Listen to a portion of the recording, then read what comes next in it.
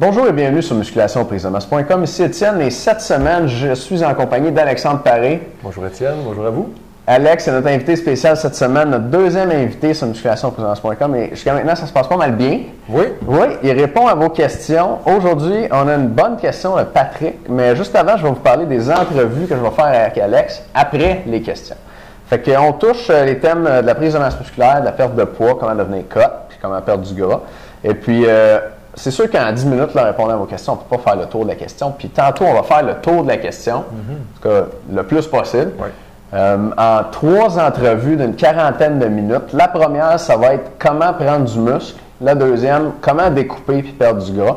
Puis la troisième, ça va être des trucs avancés, 7 trucs d'Alexandre pour les gens qui ont beaucoup d'expérience, qui sont déjà musclés, puis peut-être déjà cut, puis qui veulent avoir le petit 2-3% de plus. Puis ça va être bien intéressant. On filme ça maintenant. Fait que quand vous allez voir l'entrevue d'aujourd'hui, ou en fait les questions de cette semaine, ça va déjà être disponible. C'est déjà en vente. Puis l'information pour ça est en dessous du vidéo. Puis comme d'habitude, cette semaine, comme Alex est à l'émission, on fait un spécial là-dessus. Puis ça se termine demain, par exemple, samedi. Fait que profitez-en. L'information est en dessous du vidéo. Puis aujourd'hui, on va prendre une question de Patrick. Fait que Patrick de Fermont, 36 ans, c'est pas le même Patrick qu'hier en passant. S'entraîne et est membre avec nous. Merci Patrick. S'entraîne la musculation depuis 2 ans, mesure 6 pieds, 230 livres, 21% de gras. Pas pire en forme. Ouais, 21% pour un homme, là, il y a une bonne fourchette. All right. Patrick nous dit « Salut les gars et félicitations pour votre bon travail. » Merci beaucoup Patrick. Ma question, je dois faire une perte de gras pour quelques mois. Ah, non, bon, ça tombe bien. Confirme. Comment me conseillez-vous de doser mon entraînement et mon cardio? Est-ce que je dois faire des programmes comme tels ou si je dois les modifier? J'avais pensé m'entraîner un jour sur 2 et faire du cardio par intervalle dans les jours off. Merci à l'avance. Fait que là, Patrick est membre du Club du programme du mois. On leur donne un programme de musculation qui peuvent faire 2, 3 ou 4 jours semaine selon leurs objectifs. Ils ont un programme pour tout le corps ou il y a un programme fractionné en 2, haut du corps, bas du corps. Fait que là, Patrick nous dit qu'il va s'entraîner un jour sur 2 puis l'autre jour faire du cardio, peut-être par intervalle. Fait qu'il ferait de la musculation, du cardio l'autre jour, puis il veut savoir comment agencer son entraînement comme ça pour perdre du poids. Ouais. Fait qu'écoute, tu sais pas ce qu'on leur donne, tu sais, nous, fait que c'est un programme de musculation, prise de masse musculaire. Des fois, on fait de la force, des fois, on fait de l'hypertrophie, les répétitions, ça tourne entre le 6 et 12. Est-ce que Patrick, on pourrait lui conseiller de prendre le programme que vous lui avez donné, prendre les mêmes exercices, mais varier le temps de repos et faire plus des séries en endurance. Le même programme, aller vers le 15 répétitions, 15, 17. Puis Patrick pourrait peut-être prendre, au lieu de prendre, disons, 1 minute 30 de repos, descendre à 45 secondes, 30 secondes. Gardez le même schéma, bon, bien qu'il n'ait peut-être pas été conçu pour ça, mais Patrick, pour une espèce d'adaptation assez homemade, peut-être qu'on pourrait essayer ça. L'idée, Patrick, en fait, c'est qu'on ne s'en sort pas. Si on veut maigrir, il faut soit manger un peu moins ou dépenser plus. Dans un programme d'hypertrophie de type traditionnel où je fais une série, puis je me repose parce que je veux être performant à la prochaine série, on estime à peu près que dans 1 heure, on peut aller chercher 175, 180 calories de dépensées. Correct. C'est pas beaucoup, là. C'est pas beaucoup. Ça devrait être 90 calories de la demi-heure. Ouais. Parce que par définition, le temps où on travaille, ça dure environ 1 minute, puis on se repose après ça 1 minute, 1 minute 30. Fait que On passe plus de temps assis puis à changer d'exercice qu'à exactement, puis on écrit nos affaires. Donc, quand je suis dans le gym, je dépense peu. Il ne faut pas compter là-dessus pour nécessairement commencer à perdre du gras. C'est vrai. Par contre, quand je fais des séries un peu plus longues, l'avantage, c'est que mon temps de travail total est plus long. Si Patrick fait des séries de 10, 4 secondes chaque, par exemple, il est en contraction 40 secondes. S'il fait des séries de 15 à 4 secondes chaque, il est en contraction 60 secondes. Il vient de 50% plus. Exactement. Donc, il travaille plus longtemps. Fait que le corps va brûler plus de calories nécessairement. Et en plus, au lieu de se reposer 2 minutes, disons, il se repose 30 secondes. Fait que là, évidemment, le corps reste actif très longtemps. Fait que ce qui serait intéressant, c'est que Patrick prenne le programme qu'il a entre les mains, change ces 2 variables-là pour peut-être 3-4 semaines et revienne aux variables initiales pour voir un peu ce que ça a donné. Intéressant. Déjà, ça ferait un changement, qu'on parle souvent de brise d'un plateau, des choses comme ça peut être tout ça. Puis, comme il y a moins de temps de repos, il va faire son programme plus vite. Est-ce qu'il pourra faire plus de séries? Excellente question. Là, par contre, Oui, il y a moins de temps de repos, mais ces séries sont plus longues. elles sont plus longues. C'est ouais. ça. Fait que ça ne devrait pas prendre beaucoup moins de temps. Ouais. Par contre, moi, ce que je dirais à Patrick, pour optimiser tout ça, parce que Patrick, on se dit, il est au gym 1 heure, 1 heure et quart, on veut qu'il dépense des calories. Fait que la première option, ça serait ça. Ouais. Si le programme, mettons qu'il est capable de gagner 5, 7, 8, 10 minutes, moi, je le mettrais en cardio après. Très bien. Et puis ça n'exclut pas du cardio inter-entraînement, comme il nous suggère. Ouais, on va y revenir un petit peu. Très bien. Mais c'est sûr que là, dans le terme, Patrick, je ne connais pas ta capacité cardiovasculaire. Je ne sais pas si tu aimes le jogging, l'elliptique ou peu importe. Mais Patrick nous dit qu'il a quel âge? 36 ans. Bon, 36 ans. Si tu es capable, Patrick, de prendre à la fin de ton entraînement musculaire, si, disons, il y a un entraînement musculaire corps complet, Ouais. ça ne fait pas trop de problème. Tu peux aller faire du cardio après, un peu, un 10-12 minutes, là, assez intense. Ouais. Si il y a un programme haut de corps, bas de corps, Ouais.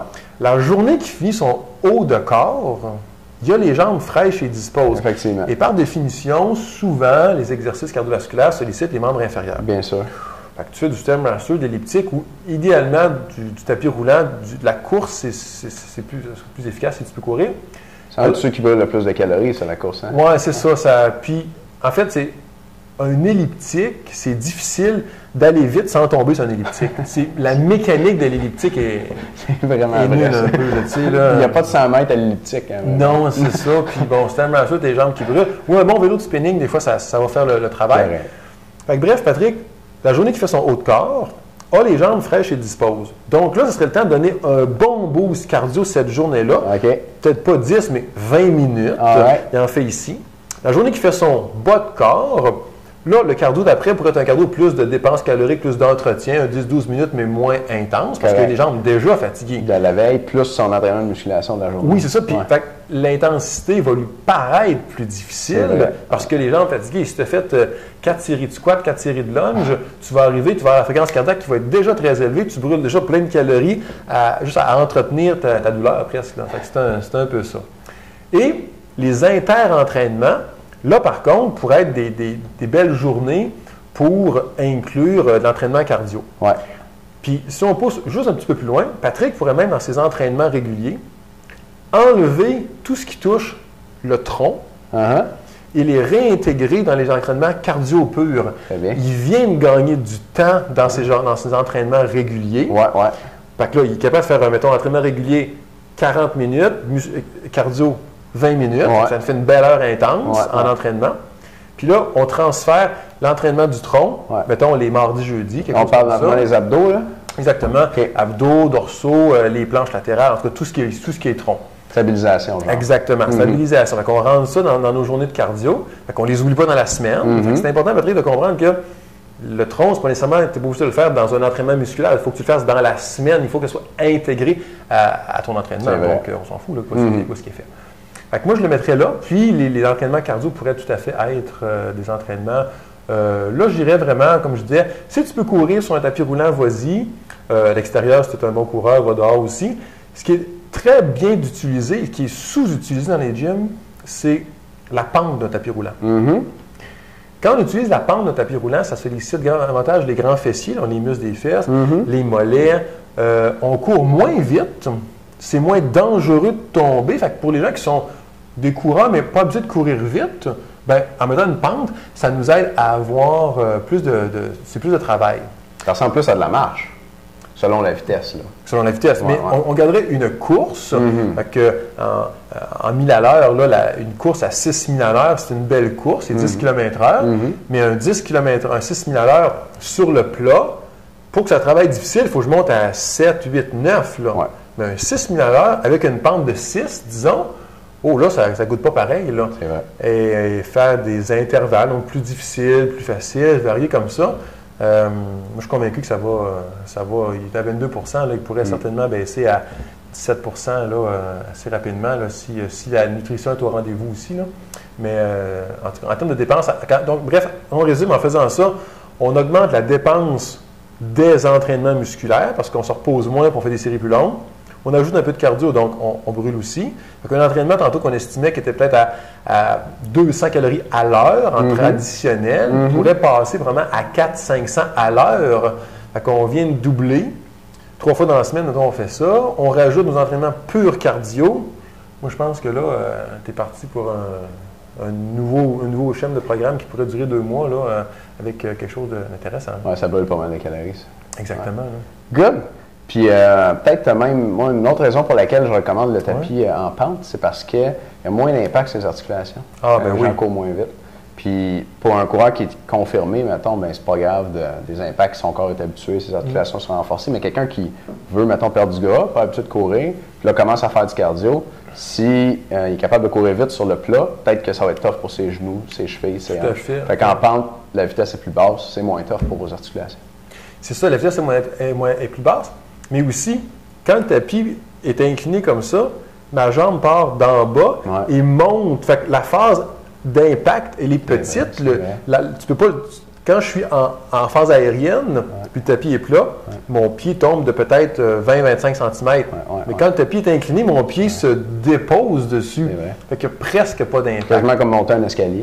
Exactement. La seule chose, c'est que si on court vite avec une pente, c'est les tendons d'Achille ou les mollets sont plus étirés là, parce qu'on se ramasse avec les orteils plus hautes que le talon. Fait que ça peut tirer en arrière. Moi, j'ai connu des clients qui n'étaient pas prêts, qui ont fait beaucoup de pentes puis qui sont blessés un petit peu au mollet. Fait qu'il faut juste pas trop mettre de pente. Là.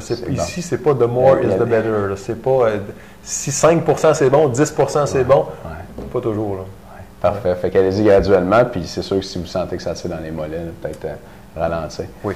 Bon, Patrick, j'espère qu'on a bien répondu à ta question. Alex, merci pour ta réponse. Ça fait plaisir. On se voit dans une prochaine capsule sur musculation pour savoir. À bientôt, les gars.